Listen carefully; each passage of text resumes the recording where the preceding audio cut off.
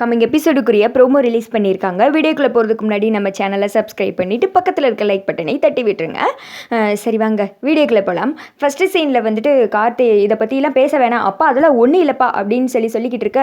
கார்த்தி நான் தான் சொல்லிட்டேன்ல, அங்கே வச்சவன் என் லைஃப்பில் நீ தலையிட வேணாம், நான் வந்துட்டு அம்மாக்கிட்டே மீனாட்சிக்கிட்டே பேசிக்கிறேன், நான் பேச வேண்டியவங்க இவங்க தான், உங்ககிட்ட கிடையாது, நீ கொஞ்சம் அமைதியாக இரு அப்படின்னு சொல்ல. என்னப்பா ரெண்டு பேரும் ஏதோ மாற்றி மாற்றி பேசிகிட்டு இருக்கீங்க ஆனந்த், அப்படி என்ன வச்சிருக்க, ஏதோ சர்ப்ரைஸ் வச்சிருக்கியா காரில் அப்படின்னு சொல்ல. ஆமாம் அதனால தான் உங்ககிட்ட நான் சொல்லிட்டு கூப்பிட்டு வரலான்னு பார்த்துட்டு இருந்தேன் அப்படின்ற மாதிரி சொல்ல. எல்லாரும் என்னது அப்படின்ற மாதிரி ஷாக்காகி போய் பார்த்துக்கிட்டு இருக்க. கார்த்தி அவரே வந்துட்டு ஏதோ முக்கியமான விஷயம்னு சொல்கிறார்ல, விடுங்க கார்த்தி அவர் வந்துட்டு சொல்லட்டும் அப்படின்னு சொல்லிட்டு மீனாட்சி வேற சொல்கிறாங்க. சரிடா நீ என்னன்னு சொல்லிடு அப்படின்னு சொல்ல. இருங்க நான் கூப்பிட்டே வந்து காமிச்சிடுறேன் அப்படின்னு சொல்லிட்டு விறுவிறுன்னு வெளியில் போகிறாங்க. ரியா வேற எப்போ வருவார் அப்படின்னு சொல்லிட்டு அந்த திருட்டு கூட்டம் வெயிட் பண்ணிட்டு இருக்க. ஆனந்த் வந்துட்டு ரியா வா உள்ளே போகலாம் அப்படின்னு சொல்லி கூப்பிட. எல்லாரும் சம்மதிச்சிட்டாங்களா அப்படின்னு கேட்க. அதெல்லாம் நான் பேசிட்டேன் நீ வா அப்படின்னு சொல்ல.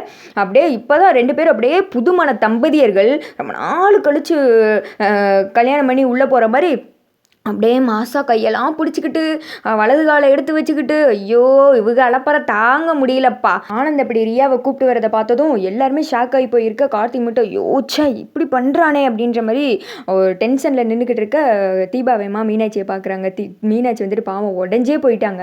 அப்படியே இந்த ட்ரேவை கையில் வச்சுக்கிட்டு அப்படியே கண்ணெல்லாம் கலங்கிட்டு ஒரு மாதிரி நிற்க. அபிராமி வந்துட்டு அதிர்ச்சியில் போய் பார்க்குறாங்க. டே யாரா இந்த பொண்ணு அப்படின்னு கேட்க. அம்மா இவ பேர் ரியாமா அப்படின்னு சொல்ல. சரி யார் இந்த பொண்ணு அப்படின்னு கேட்குறாங்க.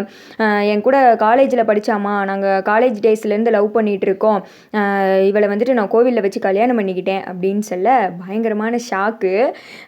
என்னடா பண்ணிக்கிட்டு இருக்க நீ, எல்லாம் தெரிஞ்சு தான் பண்ணுறியா அப்படின்னு சொல்லிட்டு ஓங்கி ஓங்கி அடிக்கிறாங்க அபிராமி ஆனந்த. உன்னை நம்பி வீட்டில் ஒருத்தர் இருக்காளே அவளை பற்றி நினச்சி கூட பார்த்தியா, இன்னைக்கு கல்யாண நாள் நீ இருந்து எல்லா ஏற்பாடையும் பண்ணணும், ஆனால் அவள் உனக்காக சர்ப்ரைஸ் பண்ணணும்னு கேட்கலாம் வாங்கிட்டு வந்து வெட்டினாலே, இப்படி செய்ய உனக்கு எப்படிடா வந்துட்டு மனசு வந்துச்சு, அவளை பற்றி கொஞ்சமாவது யோசித்து பார்த்தியா, நான் கூட எத்தனையோ டைம் உன்னை பற்றி அவட்ட கம்ப்ளைண்ட் பண்ணியிருக்கேன், கண்டிச்சு வை அவனை வந்துட்டு வீட்டுக்கு கூப்பிடு அப்படி இப்படின்னு, ஆனால் உன்னை வந்துட்டு அவள் ஃப்ரீயாக இருக்க விட்டால, அதுக்கெல்லாம் நீ அவளுக்கு பண்ணுற துரோகண்டா இது அப்படின்னு சொல்லிட்டு பயங்கரமாக அடிக்க. நாச்சியா வா உனக்கு எதுவும் ஆயிரப்போகுது, விடுநாச்சியா விடுநாச்சியா அப்படின்னு சொல்லிட்டு தடுத்து அவங்க அப்பா வந்துட்டு ஒரு மாதிரி ஓரத்தில் கொண்டு போய் நிப்பாட்டி வைக்கிறாங்க. பாவம் வந்துட்டு அபிராமியும் ரொம்ப கண்கலங்கி அழுக ஆரம்பிச்சிட. இந்த பக்கம் வந்துட்டு அருணு டே என்னடா பண்ணியிருக்க நீ அப்படின்னு சொல்ல. நான் மீனாட்சிக்கிட்டே அம்மாக்கிட்டே பேசிக்கிறேன், தயவுசெய்து யாரும் வந்துட்டு இதை பேச வேணாம், என் லைஃப்பில் வந்துட்டு இனிமேல் ரியாவும் தான் இருக்க போகிறா, என்னால் அவள் லைஃப்லையும் தேவையில்லாத பிரச்சனை, அதனால தான் அவசரமாக கல்யாணம் பண்ணிக்க வேண்டியதாக போயிடுச்சு, மீனாட்சி வா நான் உங்ககிட்ட பேசணும் அப்படின்னு சொல்ல. மீனாட்சி வந்துட்டு விறுவிறுன்னு கோவமாக போனவங்க. ஆனந்த் வந்துட்டு மீனாட்சி அப்படின்னு சொல்லி கூப்பிட.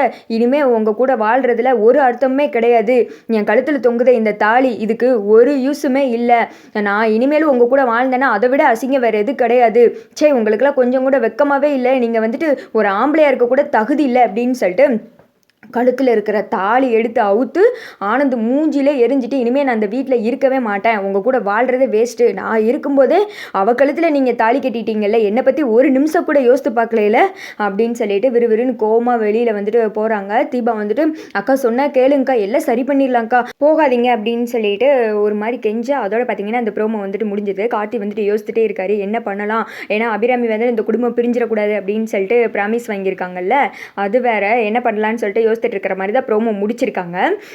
இதுலேருந்து ஆனால் ஒன்று, அந்த ஆனந்த் வந்துட்டு சும்மா விடக்கூடாது, ஏன்னா இதுவே அவங்களுக்கு நம்ம ஒரு பூஸ்ட் அப் கொடுக்குற மாதிரி, அப்போ இந்த மாதிரி தப்பு பண்ணிட்டு வந்தால் தாலி அவுத்து கொடுத்துட்டு நம்ம வாட்டி கிளம்பிடணும், அவங்க ஜாலியாக இன்னொரு பொண்ணோட வாழ்வாங்க, நல்ல முட்டி தட்டி போலீஸ் ஸ்டேஷனில் கொண்டு போய் கொடுக்குற மாதிரி சீன் வரலும், இல்லைன்னா சொத்தே உனக்கு எதுவுமே கிடையாது மற்ற ரெண்டு பிள்ளைங்களுக்கு தான் அப்படின்னு சொல்லிட்டு அவங்க அம்மா அப்பா சொல்லிடணும். ஏன்னா ரியா வந்துட்டு பணத்துக்காண்டி தானே ஆனந்த கல்யாணம் முடிச்சாங்க, மீனாட்சி இல்லாதப்ப தான் ஒரு பொருளோட மதிப்பு தெரியும்னு சொல்லுவாங்கல்ல, அது மாதிரி மீனாட்சியை பற்றி புரிஞ்சுக்கிடுவாங்க. இந்த இப்படி வந்துட்டு சீன் வந்தால் நல்லாயிருக்கும் நான் நினைக்கிறேன். நீங்கள் இதை பற்றி என்ன நினைக்கிறீங்க அப்படின்னு சொல்லிட்டு கமெண்ட் பண்ணுங்கள்.